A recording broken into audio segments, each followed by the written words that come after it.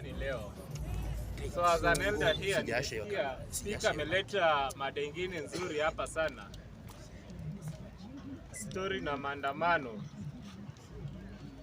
Yes, mimi nasema maandamano bado tutaenda. I'm a die-hard supporter of ODM. I'm a follower of Baba. Na vile ilivyo maandamano tutaenda regardless of where hawa wenye wanaiba vitu watatoka. Sisi tunaenda kuandamana. And the way things are, I'm seeing chances of one term somewhere. You are seeing? Chances of one term somewhere. Because things are not working right, Mr. President. Mr. Speaker, nimesema mimi ni member ya ODM and I'm entitled to what I'm going to say here today. That tunaenda maandamano regardless of where hii kitu inaenda kutoka. Not unless the president changes on how he's doing things. High level of unemployment is alarming in Kenya. Ukiongelea hayo, na ukiangalia wenye wanaenda maandamano wote, ukianza na mimi tunaenda Sabasaba, ni wale ambao tumegraduate, tuko na papers, na tuna kazi. And we are the majority. We are the youth. Si mnasemanga ma youths hawana kazi. Sasa kuna youths mwenye amefika class 8 na ana kazi, anaenda maandamano. Anaenda kupigania nini? What is that person going to fight for? Huh? No, it's not discrimination. I'm just trying to be realistic. I'm showing the president why this Gen Z movement has to go on, and it is going to be a more formidable. It's going to be a force like no any other. Inaenda kuendelea na bado mapambano. Sisi kama youths wa ODM tunaenda maandamano. Na tunasema kuna chances za one term because things are not working well. Kuna mtu analala kwa kazi mahali, anachukua pesa anaweka kwa vitu zenye hazistahili, vitu ambazo tutakuja hapa tuwaambie. Wanachukua vijana wengine wadogo, wale wenye wanaonekana wako vocal, the goons. Let me just talk about the goons. Wanawapea pesa ili wa neutralize what Gen Zs are fighting for. In fact, today I'm going to declare this, and it is already declared somewhere. All graduates from all the but nilisikia hata Mr. President anafanya RIAT na kwa university. RIAT stand for Ramogi Institute of Technology. It's not worth it. There's no need of that because he's giving us status, there are no jobs. Afadhali atuambie mapema tukimaliza form 4 which hata class 8 I'm knowledgeable enough.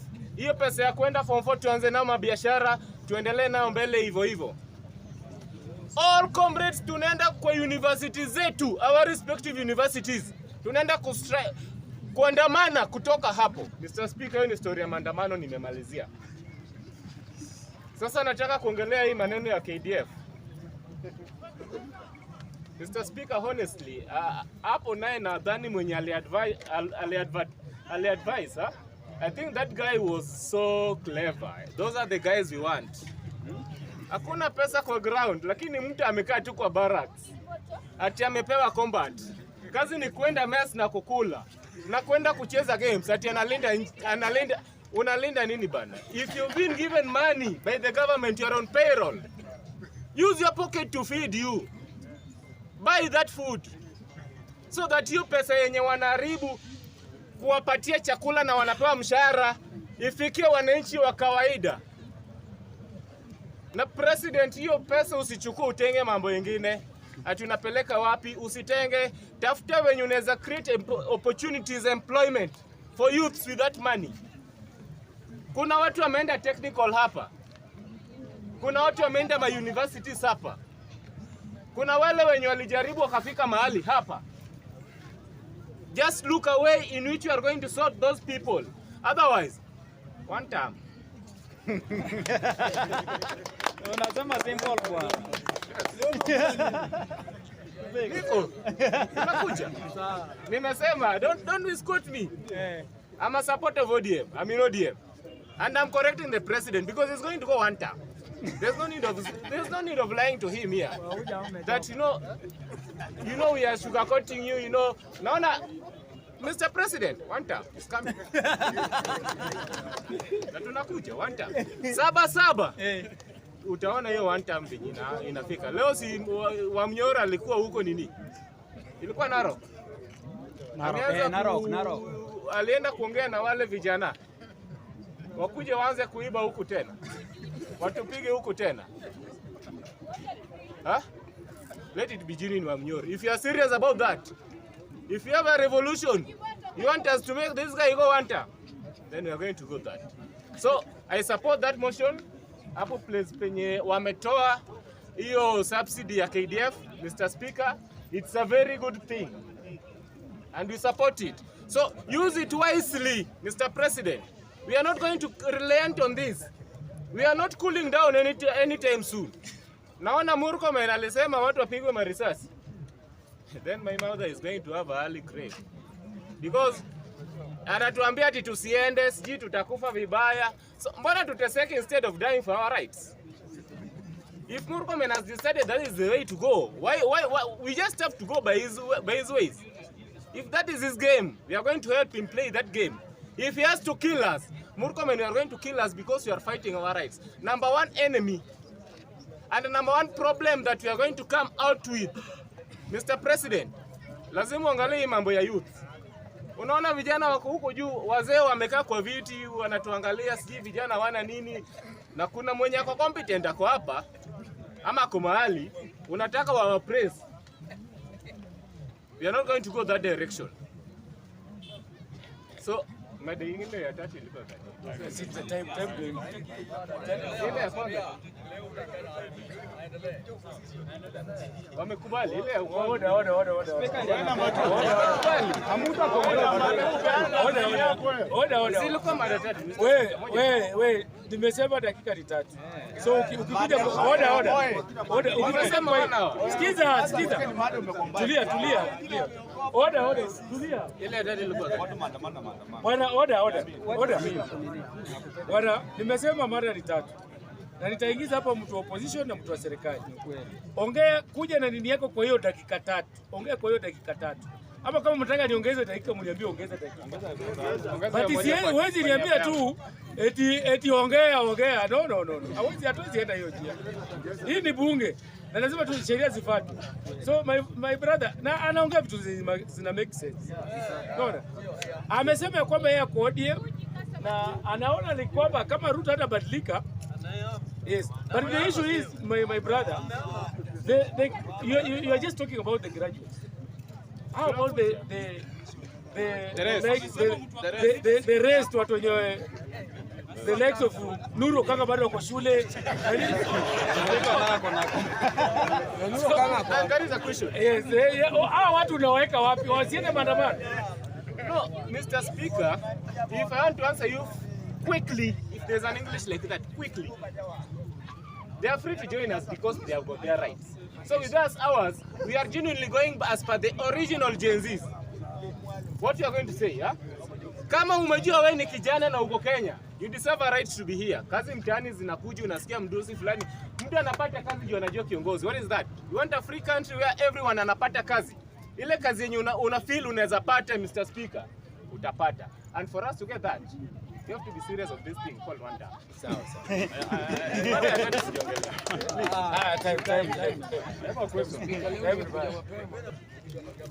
Na nashukuru sana kwa nafasi hii.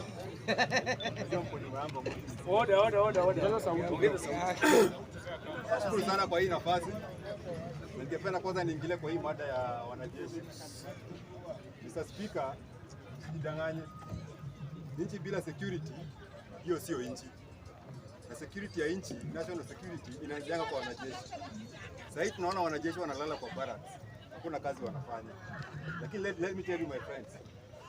Unaona kama juzi vile Iran ilikuwa attack na Israel. Sasa zile bado hakuna vita kwa nchi, hamtajua kazi ya wanajeshi. Lakini the moment nchi inakuwa attacked na foreign nation, mtajua umuhimu wa wanajeshi. Wanajeshi hiyo kazi wanafanya iko commensurate na ile kitu wanapata. In fact mimi nikiangalia wanajeshi wa Kenya wako underpaid. hao wanajeshi wanafanya kazi kwa barracks na wanafanya kazi kwa jeshi, wanakuwa walipwe vizuri, manake hii nchi inahitaji wanajeshi zaidi. Tayari vile tuko hivi saa hii, serikali yetu tumesha polarize nchi yetu na nchi zingine. Juzi tuliona watu wa rebel forces za Sudan walikuja Kenya, wakafanya launching yao ya hiyo chama yao hapa Kenya, which ilikuwa ni makosa. Na Sudan wale tunawajua vizuri sana, wale wanatoa vita, wanazamuka asubuhi na muamue Kenya imeanza kulipuliwa. Tutafanya nini? Tutatani kwa majeshi wetu, and the same in apply mpaka kwa polisi wetu.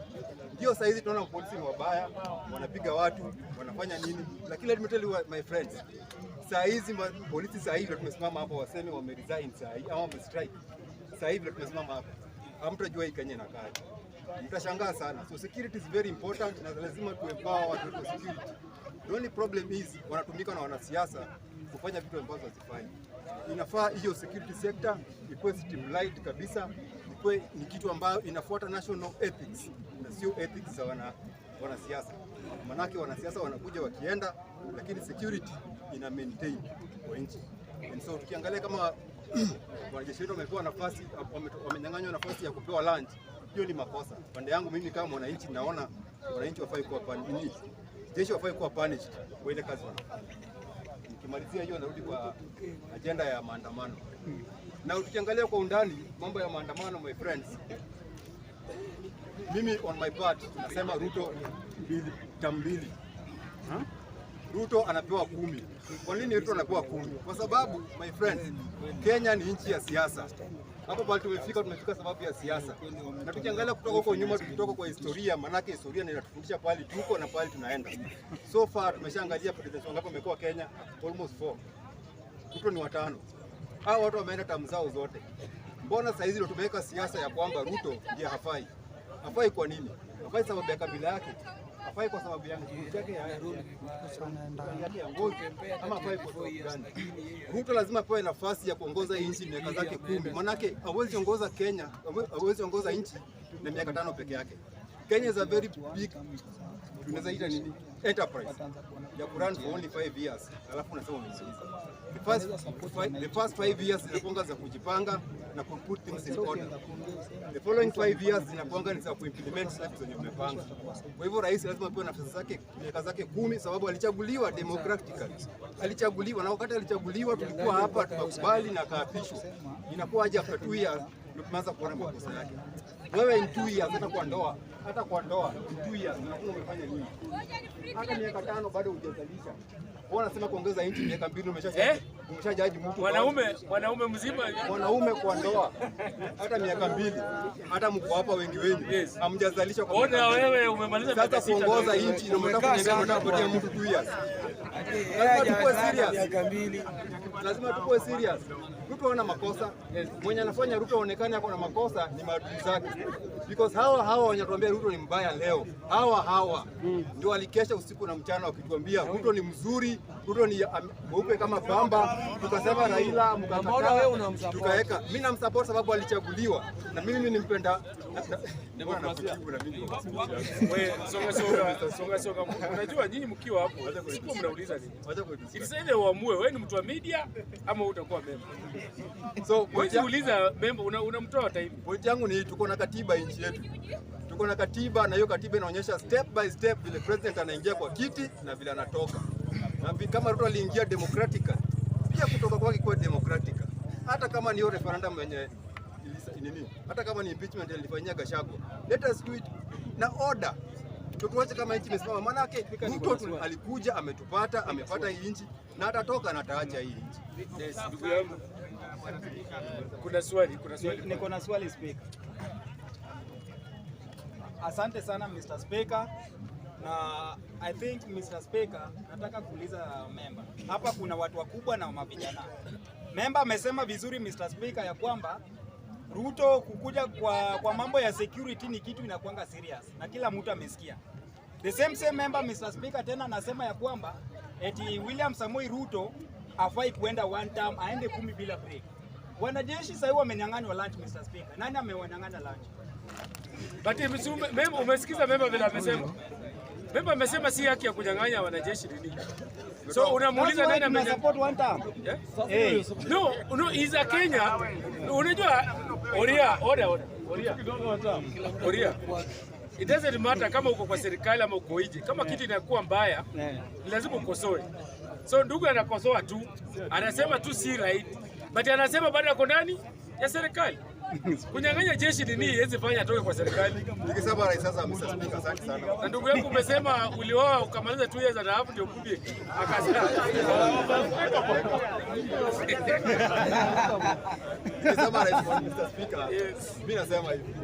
Ndio kuna shida Kenya. Hata mimi pia mimi nalia sana. Hata mimi sina kazi, hata mimi natafuta kazi. Lakini kazi yangu mimi naomba kwa wananchi sababu mimi nataka kuwa MCA mpaka kazi wote. Mimi nasema kama ni kazi yenye wananchi wanalilia. There are better ways. Mimi naomba hivi. Ruto yeye mwenyewe as a person pale juu yeye ni kichwa. Lakini hii system yote ya serikali ni mwili. Sisi wote inatuhusu, sisi wote wana Kenya. Tukae chini sasa tuanze kutafuta njia sababu hii mambo ya Gen Z imekuwa too much. Imekuwa ni problem. Hatuwezi ingiza vichwa zetu ndani ya mchanga kama ostrich tuasiu. Hizi shida zitaisha. So sisi wenyewe discussion zianze, debate zianze kuanzia hapa kwa hizi forum ndogo kama hizi za mashinani. Sisi wenyewe tunaweza kutafuta njia ya kufikisha nchi yetu kwa laini. Mwenyewe Ruto tunaweza muangalia tukitoa bado hizi shida zitabaki. Tuangalieni hizi shida tutazimaliza aje once and for all. Because hata tukitoa Ruto saa hii, leo asubuhi amke kesho aseme yeye ameenda ameacha hiki. Bado hizi shida zitabaki. Hizi shida ziko wapi? Hizi shida ni corruption, hizi shida ni ukabila, hizi shida ni racism, hizi shida ni classism. Ile watu wako na class na watu wako na level.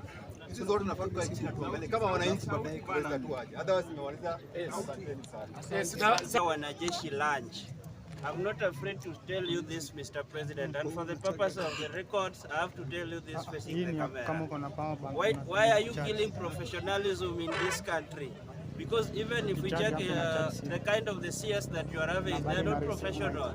Huwezi niambia ati pesa zenye wanajeshi wanakula ni mingi kuliko ile inaibiwa katika serikali yako. Rudishia wanajeshi lunch yao. Hiyo nimemaliza hivyo. Number 1, ile the first murder concerning the maandamano wale wenye walikuja. Mimi personally niliona the CS for Interior akienda kuguza ID. Alikuwa anachafua evidence. Unataka kuniambia ati huyo mtu alisombwa ama huyo ni mpango ya serikali? Asanteni. Kiti kwa nafasi yako ambayo umenipea leo na wale ambaye wamehudhuria bunge hii ya leo, naenda kwa mada ya kwanza ambayo inasema kwa ni kweli maandamano ambayo ilikuwa imetendeka wakati wa maandamano, wizi ambayo ilikuwa imetendeka wakati wa maandamano ilikuwa imepangwa na ilikuwa imepangwa na serikali William Ruto, kiongozwa na William Ruto. Mwalimu ongea. Mali ya watu ambayo ilikuwa imechomwa, uharibifu ambayo ilikuwa imetendeka Nairobi, Kiambu na hizo kaunti 27 ambayo maandamano ilikuwa imepangwa na William Ruto ikiongozwa na Yesa. Sasa mimi nataka kuambia wananchi, sisi kama wale ambayo tulikuwa tunaunga William Ruto mkono kwa sababu ya kazi yake, lakini ameenda kinyume. Tumetoka wote. Tumetoka wote. Kama Mjaluo anajua ako hapa anaunga serikali mkono. Acha niwaulize nyinyi wananchi. Sasa mkikaa hapa, ni kweli kuna mtu mwenye atamka tarehe 9 mwezi wa 8 mwaka 2027 kupigia William Ruto asubuhi? Wewe peke yako. Watu wamekasirika. So mimi nataka kusema hivi. Kwa hiyo mada uharibifu ya mali ambayo ilikuwa imetendeka Nairobi CBD na Kiambu koti kuchomwa na kituo cha polisi kuchomwa na kule vile huko Embu ilikuwa imepangwa na William Ruto pamoja na Murkomen. Hao watu wawili ndio wanajua chenye ilikuwa inatendeka. Walijua wananchi wamechoka na William Ruto, sasa watume watu wakipewa 500. Ati chukua hii 500 pea wazee kwa sababu hawata meno, wakunywe pombe na maragwe. Alafu anatuma Yesa achukue 200 kwa sababu jensi wako na meno. Chukua hii 200 ununue haramu kunywe nukunywe ga githeri. Kunywe githeri. Kula githeri na haramu. Sasa tuwezi kubali. Hizo mikakati mbovu hatutaki sisi kama wananchi. Tuko machi. Tutahakikisha ya kwamba William Ruto asubuhi na mapema nyumbani. Mudavadi nyumbani. Wetangula nyumbani. Na acha niwaambie kwa hiyo mada, yeyote awe mbunge, awe gavana, awe MCA mwenye anatembea na William Ruto pamoja, ati amebeba bagi chafu anatembea, William Ruto ako huku na William Ruto ako huku na wote nyumbani. Pange sisi kama wananchi tutakuwa na nyinyi. Mada ya pili, wanajeshi kunyimwa lunch. Wanajeshi kunyimwa lunch. Hii kitu ni uharibifu katika nchi na tuwezi kubali kitu kama hii. Moi amekuwa pale wanajeshi hawajanyimwa lunch. Kibaki amekuwa pale wanajeshi hawajanyimwa lunch. Uhuru Kenyatta amestaafu juzi uchaguzi uliopita. Wanajeshi wako wamenyimwa lunch. Sasa wewe unaingia hapo, unaiba mali ya watu, wanajeshi unanyima lunch. Nao wanalinda mpaka. Au wajihusishi kwa siasa. Kazi yako ni kusanya ushuru na kukula, alafu unanyima wanajeshi lunch. Hatuwezi kubali. Na kama itakuwa inatendeka hivyo, nawaomba nyinyi wanajeshi muwe makini. Saba. Tunataka wananchi wajitokeze wengi, mwingie pale, mkiingia State House, muwe ile bandera. Mkishaingia ile bandera, mwingie ndani, mkishaingia ndani, mnaangusha hivi. Wanajeshi wanaingia na alafu watu wawili wanaingia pale. William Ruto anatolewa anaenda nyumbani.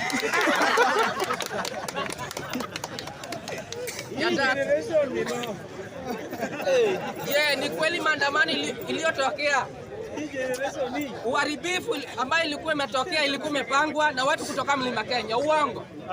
Kaunti 27.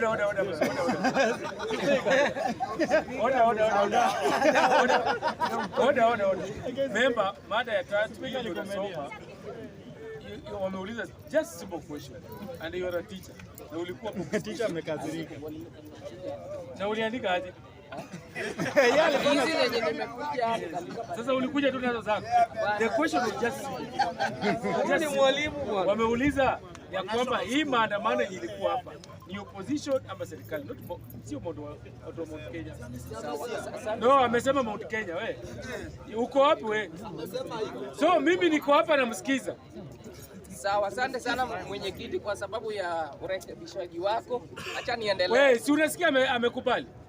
Na uko hapo na sasa maandamano ambayo ilikuwa imepangwa na serikali. Ati kama ilikuwa imepangwa na serikali ama ilikuwa imepangwa na upinzani. Hii kitu ilikuwa ya Wakenya wote ambao wanataka William Ruto waende nyumbani, na ikikuwa jamii moja kutoka Mlima Kenya. Ilikuwa kaunti 27. Hiyo inaonyesha nini? Inaonyesha kuwa William Ruto watu wamtaki. Kama Kisumu maandamano ilikuwa, Homa Bay kwetu maandamano ilikuwa.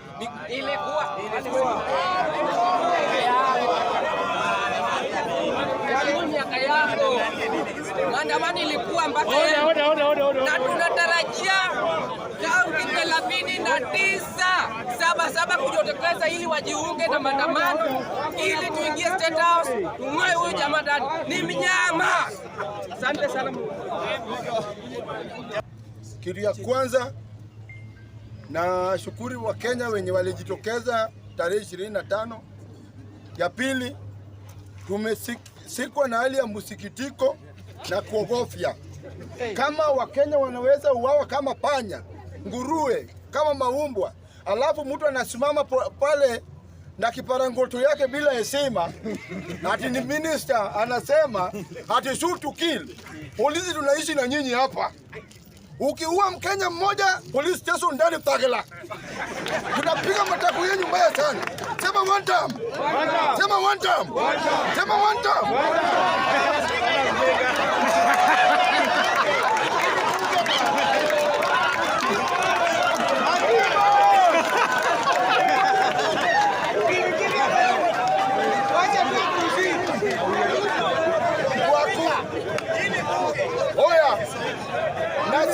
Munasema one time. Haribu uchumi yetu. One time. Hatuko kwa kampeni. Mimi hii maoni yangu. Watu wamependa maoni. Unasema hivi. Spika ulipwe usilipwe. Mimi nasimama na Wakenya wenye ni wengi. Okay. Ndio kimbi umekawea kuja hapa. Bunge imebadilika. Yes. Lazima kuwe na heshima. Na correct tu hapa, hii ni bunge, hatuko kwa kampeni. Asante sana Mr. Speaker sir. Nitafuata ine itazingatia katiba ya bunge. Lakini mimi kama Mkenya ordinary kama Wakenya wengine tumeishi kwa giza siku mingi, ni wakati ukweli isemwe na kieleweke. Kama kuna kazini yako mwenye aliuawa kwa maandamano ama mwenye amewahi kufa kwa maandamano, uko na uchungu ndani yako. Yeye alikufa, hajawahi rudi, ni ukweli. Tukisema one time, mnasema ngwe. One time ni one time. Ya pili, sisi kama Wakenya, hebu angalia, nataka muangalie kitu na Murizo na mimi. Minister mwenye anajiita amesoma, kumbe hata studio kuna akili kuliko Murkomen. Murkomen anasema ati polisi shoot to kill. Na polisi hao wenye wana shoot to kill, polisi wanakula chapo ndodo. Polisi ameshinda kwa maandamano na hiyo kitu kubwa kwa kichwa ya chuma, amevaa kiau water guard tiende. Ameshinda na njaa. Anapigwa na mtoto mdogo anamstua tu, polisi anakufa chini. Lazima tu support polisi wetu. Ya pili, polisi wakati anafanya training ni wakati anaendanga kwa kinene Kiganjo peke yake. Akitoka Kiganjo anasema wacha tuibie wakora tupore. Sasa wakakutana na jensi kadogo hivi kalevi hedi sigaroni, polisi anaanguka kama miti. Tafadhali polisi, ukiwa kwa kazi fanya training, sababu ukiwacha bunduki na rungu, ukiwa na mkono hata mimi nakupulia. Ya tatu, serikali umefanya kitu mzuri sana kukunyang'anya wanajeshi lunch. Walikuwa wanakula sana. Mwanajeshi anakula kwa kambi, anakuja kwa ploti kukula bibi yako, na hakuna kitu utamfanya. Unaona? Sasa saa hii tunatosana. Unaingia klabu unapata mwanajeshi amekula pesa yetu, mimi niko na kadogo anakula bibi yangu. Which is very wrong. Sasa serikali hapo na tunashukuru Ruto, wanyang'anyi kabisa, sababu hakuna vita wamewahi enda. Tunataka mwanajeshi, tokeni kwa barabara tarehe 7 mwezi wa 7. Polisi kwa kama raia. Na ukiwa polisi tulinde. Ukitupiga tunapigana. Hakuna kukimbia. Ya mwisho nikimalizia, Wakenya, hii Kenya ni yetu. Kenya sio nchi ya mama ya mtu. Kenya ni nchi ya mama yetu wote. Wakati tumeweka wakora wanatuibia huko, sisi tunakaa kama ng'ombe na pesa ni yetu.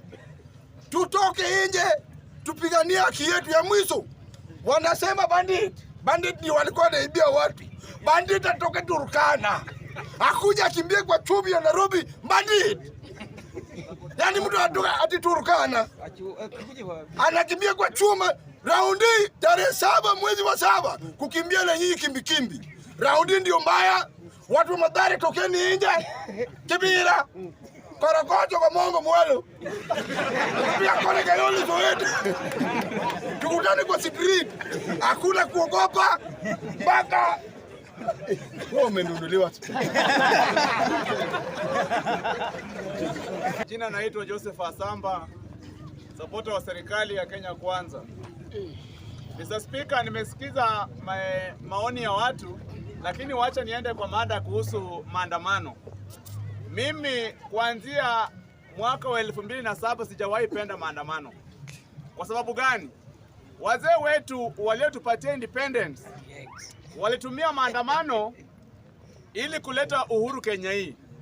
Sasa hivi vijana wetu wamesoma, bado wanatumia mbinu za kitambo za kusuluhisha shida katika taifa letu la Kenya. Wakati Gen Z ilipoanza maandamano last year tarehe 18 mwezi wa 6, I supported them. Nikifikiria kwamba wako na agenda, nikafikiria kwamba wako na viongozi, nikafikiria kwamba wako na plan. Lakini later on I discovered that they were planless, they were leaderless, and they had nothing to tell Kenyans. And even now, Gen Z is just a group of criminals. And if we are not careful, this country is going to breed criminals in the near coming future. Lazima tukashifu mambo yenye watu wanajikusanya generation fulani ati inataka ipressurize serikali kufanya venye wanataka. Vijana wetu wamesoma, hatukatai. Comrades wanasema kwamba wamesoma. Na mtu asiwadanganya hadi sisi hatujasoma. Hata sisi tumesoma. Lakini tunaona jinsi vile mnataka kupeleka taifa letu la Kenya. It is you want to take this country into a very dangerous direction. Hata kama William Ruto atatolewa, your demands cannot be achieved even if Rigathi Gachagua or Matiang'i or Kalonzo will take over. Then meaning that the agenda of Gen Z itaendelea na ikienda hivyo, we are going to breed a criminal gang in Kenya, a gang that we will never actually defeat in the near coming future. Yes. Therefore, mimi naambia hata kanisa, wakati vijana wameandamana, tumekuwa na 14 rape cases, tumekuwa na one. There is a question. Mr. Speaker, in your presence, member is calling Gen Z a criminal gang, which is wrong. I'm telling you here. Second thing, in the Constitution, demonstration is a means of expressing interest and disagreement. And in fact, by nature, if diplomacy fails, we use violence. So our violence, Mr. Speaker, as I inform my learned friend, is that demonstration is not for gangs. So as you continue, don't call Gen Z's gangs. But order. Member, umemsikiza member akisema vizuri sana. Amesema itafika time saa hii hawa vijana wenye wanaita Gen Z. Itafika time in the future itakuwa gang. Not say hajasema saa hii. Okay. Katiba yetu ya Kenya, Article 37 of our constitution inasema ya kwamba you have a freedom and you have a right to demonstrate peacefully, to protest in order to present your petition to public authority. Haisemi ya kwamba you dictate, and in fact your demonstration is not peaceful. And why am I against demonstration? Demonstration now creates a medium through which criminals express and execute their evil on the streets. Yes, Mr. Speaker, ninasikitika sana naona kwamba watu wanaambia serikali ya kwamba ili tackle protesters with a lot of force.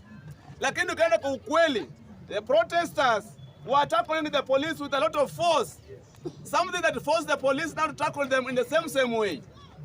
Kanisa limekataa kukataza hawa vijana kwa sababu they created an avenue through which rapists took an advantage. They created an avenue through which thieves and thugs and other criminals. In fact, Gen Z, unaweza kuwa nyinyi mlikuwa watu wazuri, wa comrades.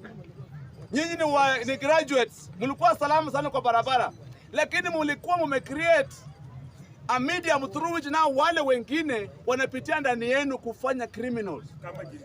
So that's why nasema kwamba Gen Z, it is a criminal gang, yes, forming up in this country. And this criminal gang must be stopped as early as this. yes. If we delay stopping this criminal gang, my friends, Yes. hata wazazi wetu, hawa vijana wataingia pao kwa makanisa, watakuja sadaka, watakuja divai.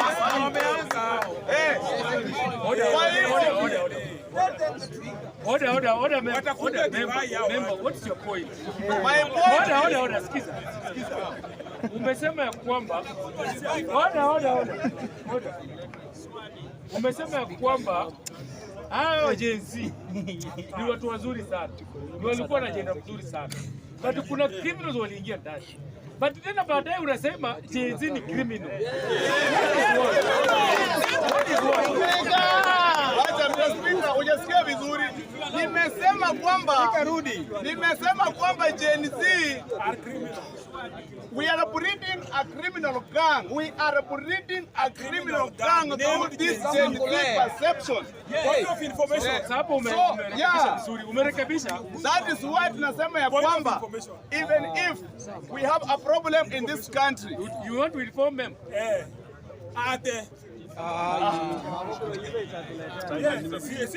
Kitu yenye naongelea hiyo. Mr. Speaker, I'm just informing the members and the my fellow member here that Gen Z is a criminal gang that are coming up to break maduka na wanabomoa ma supermarkets na wana threaten watu. Bwana Speaker, I want also to inform members hao watoto wametumia watu uoga yenye watu hawezi sema ukweli kwamba those are gangs and thugs that wanabomoa vitu. These people, these are Al-Shabaab to be. These people are Mungiki to be. And hii kitu tunaogopa kusema. Hii kitu tunaogopa kusema. These are thugs. Mr. Speaker. The information. Mr. Speaker.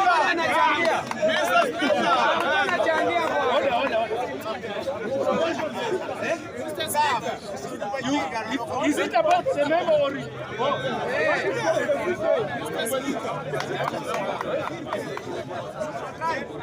Yes, you have called the Jay-Z's as criminals. Order. I want to ask you a question. 2 weeks ago, we saw Sakaja bringing in the criminal gangs who are being escorted by the police. I'm seconding that. Kama Gen-Z ni gang, Gaucho ndiye gang.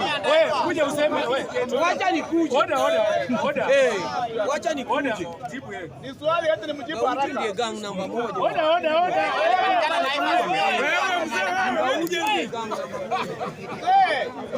Umeuliza kwamba ati kuna watu walikuwa hired wakaletwa town ku disrupt demonstration.